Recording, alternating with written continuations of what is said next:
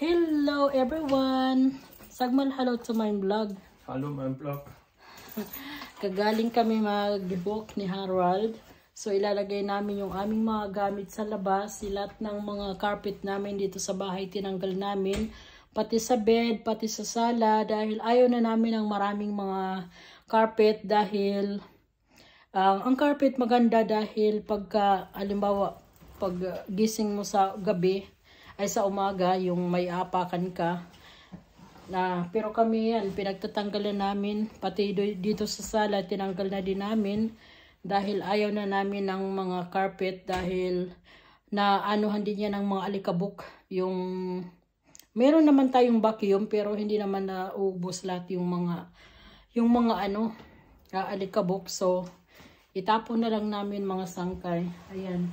Lagay lang namin doon sa harapan ng bahay namin dahil 2 times a year kinukuha yan dito ng gobyerno at libre yan. So hindi namin kailangan magbayad ng magkukuha sa amin. So doon lang namin ilalagay. Meron pa kami sa garahe at meron din kami sa basement. So tulungan ko yung asawa ko. Yan lang namin sa labas. Ayan. Mga decor. Marami na akong mga naita. Sa basement, meron din akong. Okay. Ako punta sa garahe dahil meron din ako kaming mga doon itatapon. So, yan o mga sangkay. Mga itatapon namin yung lahat yan. Hindi yung yun ang toilet ng mga pusa namin. Pero yan, tapos ito itatapon din namin. Yan, may mga electronic, mga lamp. Tapon na rin. So, tulungan ko lang yung asawa ko ilabas. Ayan, tapon din namin. 3 yan.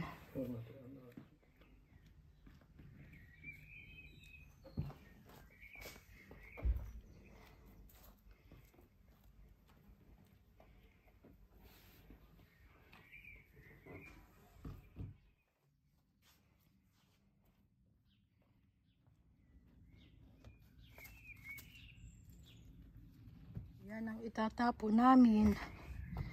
Marami kaming itatapon ngayon. Yung iba nakuha na.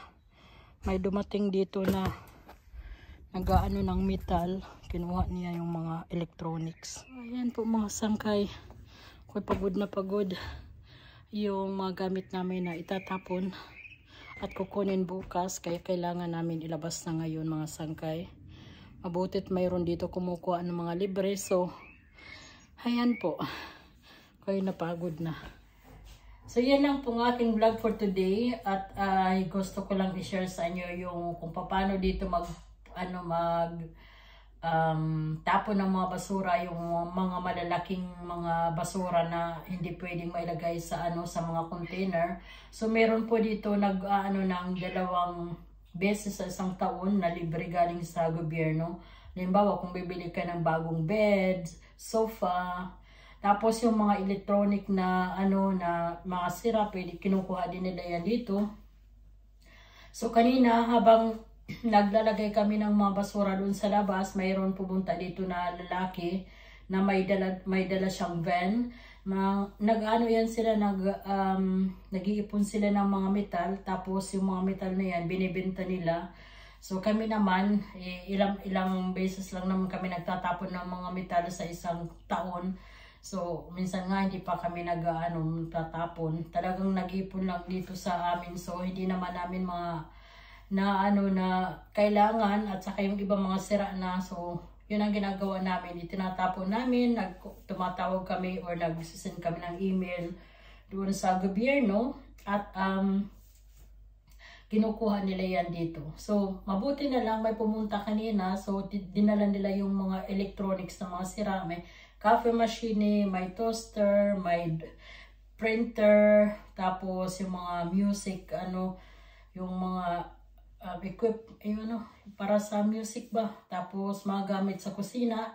So, dinala ng lalaki na yon. So, yung mga nandiyan dyan ngayon, yung mga malalaking, mga decor, yung mayroon akong bed, loft matratse, yung bed na inihipan, yun, pinagtatapon ko na rin. Tapos yung mga upuan na hindi naman namin nagagamit. So, yan lang po mga sangkay. I-share ko lang. So, ganun po kami magtapon dito ng mga basura.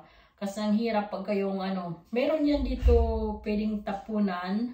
Kaya lang magbabayad ka. Kagaya ng mga hindi yan nila dinadala yung mga tira ng mga pintura. Hindi yan nila dinadala. Kailangan yung mga gamit, yung mga tira ng mga pintura, yung mga lagayan ng pintura. Hindi pwedeng ilagay dito sa mga container na basurahan, kundi kailangan mayroon yan extra na tapunan, tapos magbabayad ka. Yung mga gulong, gaya din ng gulong, magbabayad ka din yan. Mabuti may kumuha sa amin dito din ang gulong dahil pero nagbayad kami. Ang maganda lang dahil kinuha nila dito sa amin. Dahil yung metal doon sa gulong, binibenta nila, tapos yung goma, yun ang itinatapon nila. So sila nang nagtapon, nabigay kami ng konting pera para sila na lang magdala. So yan lang po ang aking vlog for today na i-share ko sa inyo. At hanggang sa susunod ko na lang ulit na vlog. Bye! God bless! Ako po si Pearl. Ingat kayo lagi.